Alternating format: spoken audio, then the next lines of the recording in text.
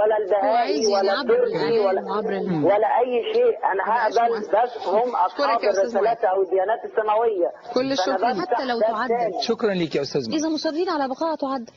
يعني اذا مصرين ان الدوله لها دين، يعني ما ده يعني مش فاهماه، بس يقولوا مصر دوله مدنية يدين معظمها بالإسلام، ويدين قسم أو شطر كبير منها بالمسيحية، وقلة بهائية وكذا، ولكل كذا، وتكفل حرية العقيدة للجميع، وقانون موحد لدور العبادة في النص كده عشان ما حدش ياخد باله،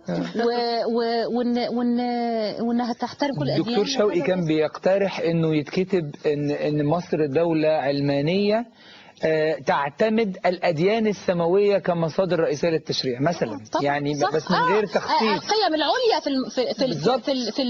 في الأديان، وحتى البوذية فيها حاجات جميلة، البوذية راقية جدا. يعني اصل بص، الفضيلة ثابتة، الخير والحق والجمال ثابت لا خلاف عليه، يعني لا يختلف من هنا خدتي بالك.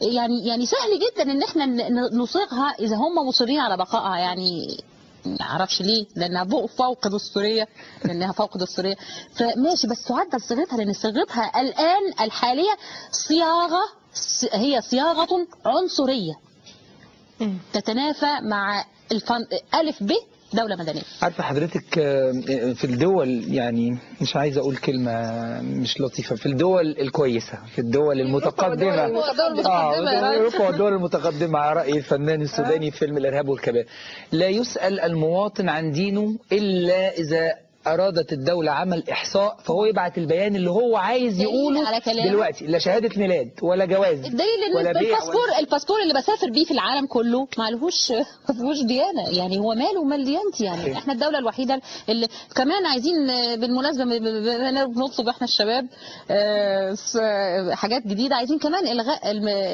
خانة الديانة في البطاقة، لان برضو دي زي ما قلنا ان البطاقة عقد بيني وبين الدولة. الدولة ملهاش دعوة، مصر ملهاش دعوة انا بدين بايه. انا بدين بالنسبه لمصر انا مصريه، ودين بالولاء لها الكامل وكذا وكذا. عايز اسال حضرتك بس كيف نستفيد من الايجابيات